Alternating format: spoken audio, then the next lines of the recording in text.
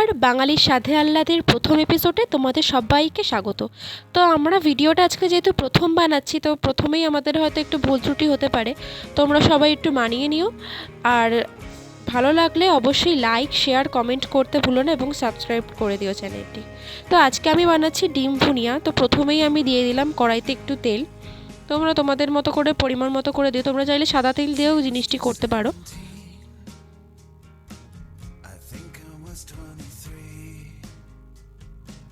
তারপরে দিয়ে দিলাম রসুন কুচি, যাতে গন্ধটা খুব সুন্দর আসে। তারপরে দিয়ে দিলাম আদা কুচি, পেস্টও দিতে পারো, পেস্ট দিলেও খুব সুন্দর হবে জিনিসটা।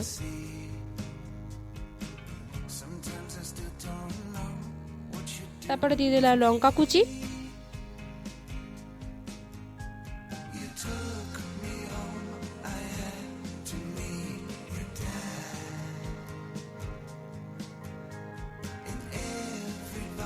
তারপরে দিলাম পেঁয়াজ কুচি, একটা পেঁয়াজ, ছোট পেঁয়াজের একটা পেঁয়াজ, যেহেতু আমি একজনের মতো করে করছি তো একটা পেঁয়াজই দিয়েছি। তোমরা চাইলে তোমরা তোমাদের পরিবারের লোকেদের মতো বা বাড়ির যারা যারা আসবে বা বাইরে থেকে যদি কেউ আসে তাদের পরিমাণ মতো তোমরা করতে পারো।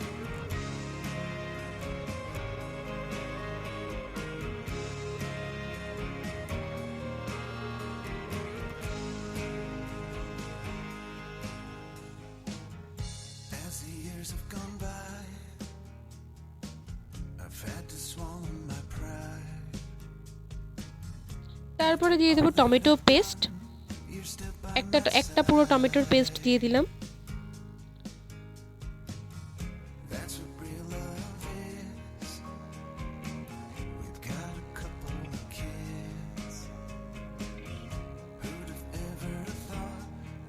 তারপরে খুব ভালো করে নাড়িয়ে চাড়িয়ে নিতে হবে।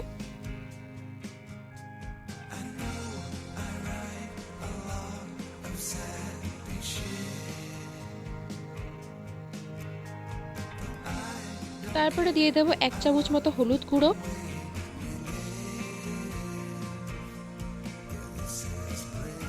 যাতে কালারটা সুন্দর আসে।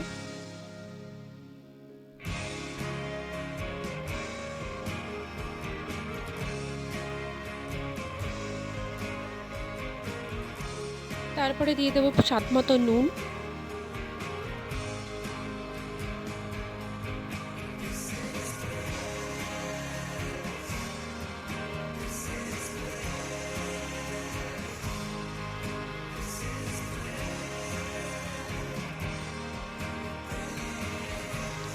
তারপরে দিয়ে দিলাম কাশ্মীরি লঙ্কার গুঁড়ো আর ধনে গুঁড়ো।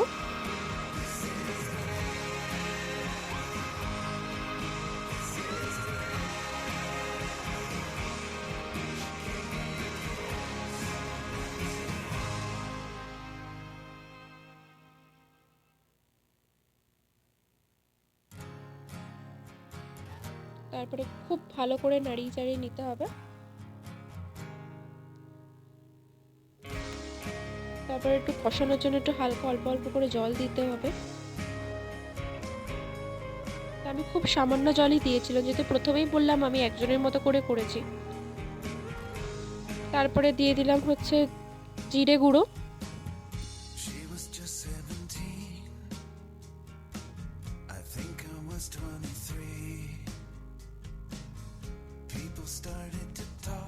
তারপরে ডিমটা দিলাম।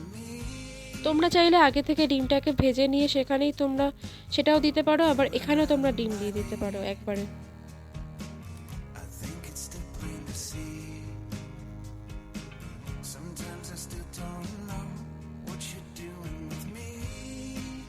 তবে আমার মনে হয় ডিমটা এখানে দিয়ে দিলে মানে রান্নার মধ্যে দিয়ে দিলে পরে তাহলে রান্নাটা খুব তাড়াতাড়ি হয়ে যাবে।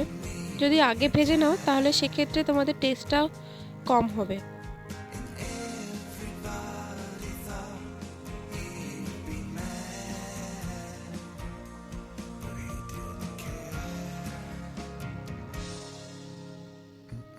তারপরে আমি একটু আবার নুন দিয়ে দিলাম, যেহেতু আমার মনে হয়েছিল নুনটা একটু কম হতে পারে, ওই জন্য নুন দিয়ে দিয়েছিলাম আবার।